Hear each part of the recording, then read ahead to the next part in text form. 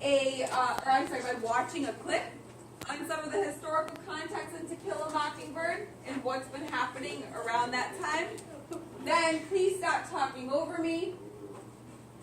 After we watch clips, you guys are going to do your own little bits of research and then add to this timeline we have over here. So it says, To Kill a Mockingbird, historical context. Alright, so we'll start with videos. The earliest memory I have is our parents and friends and neighbors teaching us about what we should do and what we shouldn't do. We had to make sure that we behaved in certain ways. And there was a different world, black and white world. If we walked down the sidewalk and a white man was coming toward us, we had to look down on the ground. And if a white woman walked down our same sidewalk, we'd have to walk out in the street. Couldn't walk down the same sidewalk. We couldn't ride in the front of the buses. We couldn't use certain facilities, restrooms, and different things around town. If we wanted to go and buy a pair of shoes or clothing, they could only hold the shoe up. We couldn't try them on. We couldn't try it on a cat. I mean, imagine. We're only watching part of it. So this is racial issues. So that was like racial issues that were happening around the time that this book was written, right? Or when this book takes place. Those are some of the racial issues. Now we're going to be looking, why are people talking over me? Now we're going to be looking at different, like the social classes around that time. What it was like to be, or to have a certain amount of income, or be a certain race.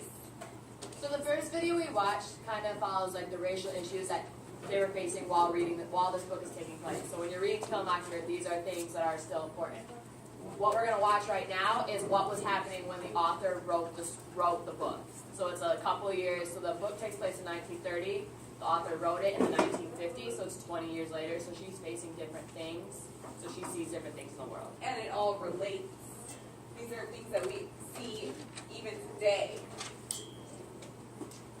He wrote To Kill a Mockingbird in the 1950s, a decade of huge changes in the social landscape of the United States. Rosa Parks refused to give up her seat on a bus, precipitating a bus boycott. Riots broke out after 2 African Americans were admitted to the University of Alabama, and that was just in Lee's home state. In Mississippi, Emmett Till, a 14-year-old African American boy, was killed for allegedly whistling at a white woman. And the Supreme Court decided that separate but equal schools are inherently unequal in the Brown versus Board of Education case in 1954. Congress passed the Civil Rights Act in 1957 to support the integration of schools. In Arkansas, the governor used the National Guard to prevent 9 African American students from entering Little Rock High School, and President Eisenhower sent federal troops to integrate that school. Lee reflects on her 1930s childhood from the perspective of the conflict-ridden 1950s. So yes, Lee is nostalgic for the sweetness and light of her youth, her summer days playing outdoors, lemonade on front porches, reading on father's lap. But she's also unflinching in her critiques of the bitterness and ignorance that characterize social and race relations. That combination of nostalgia and criticism makes Mockingbird both endearing and enduring. Thanks, Papa. So are you? And the last video connects to what we see today. Because even though these were in the past, the United States is often called the Great Melting Pot, but it's a country that struggled with race relations throughout its history and still does today. A 2015 CNN and Kaiser Family Foundation poll found about half of Americans think racism is a big problem, one that doesn't seem to be getting better.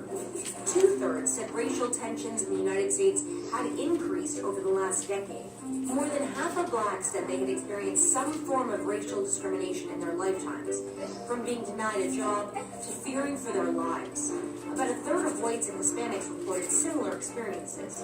Blacks and Hispanics were also far more likely than whites to say that they had been unfairly treated in the last month in a public place, such as a restaurant or in a store, because of their race. Segregation is still a reality as well, at work and at home. 60% of whites said their work colleagues were all or mostly white, and close to 70% of whites said either their social circle or their neighborhood was mostly white. When asked if certain factors, like discrimination, a lack of educational opportunities, and broken families, played a major role in the social and economic problems facing their communities, the majority of blacks and Hispanics said yes. But even so, there is optimism. A majority of blacks and Hispanics aged 18 to 34 say it's easier for them to achieve the American dream than it was for their parents. Only 31% of young white adults said the same. Alright, so again, now you guys are going to be given different time frames for your table, and you guys are going to be doing your own research.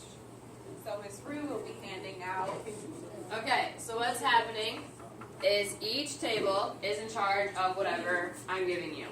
You're going to use the Chromebooks, and you're going to come up with 8 to 10 pieces of information that cover this time frame. Once you come up with, you're going to put on the timeline in the back. So you'll write this down. One person from your group is going to come up and write on the timeline. Let me grab one more. So if you're writing about the Great Depression, you're going to look at the time frame between 1929 and 1939 on this timeline, and you're going to look up pieces of information. You'll then add to this all your different pieces of information. That way we, as a class, can learn what was happening and what led up to what was happening during To Kill a Mockingbird.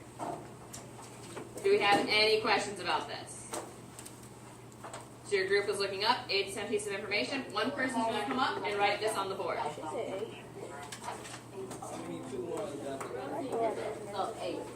Yes, so 8 different pieces of information about what topic or time frame you were given. Try to possibly write, because only one person is going up and writing, it might be wise to write it down on a piece of paper and then have that one person go up and then write it in on the timeline. Alright, any questions? So you'll write on a piece of paper. And There's Chromebooks over there. Grab a Chromebook.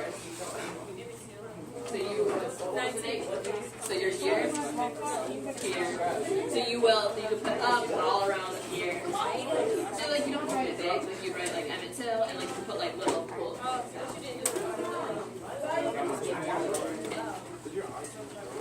My eyes change colors. Sometimes they look green and sometimes they look brown.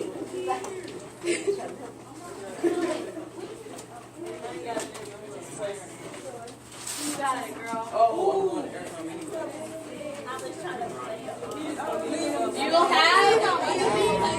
So you're gonna write about the Scots Club trial. So you're gonna Google it. You're gonna see that.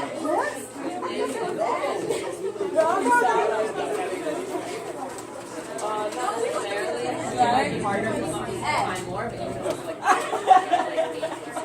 information. And Sharon, is it, you don't? Oh my God. No, it's all sound very simple. Don't be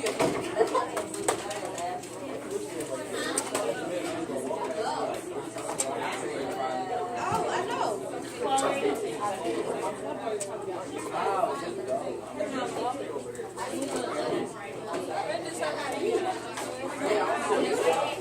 You have 15 minutes to find your information and put it up on the timeline. In 15 minutes, we will go over this information.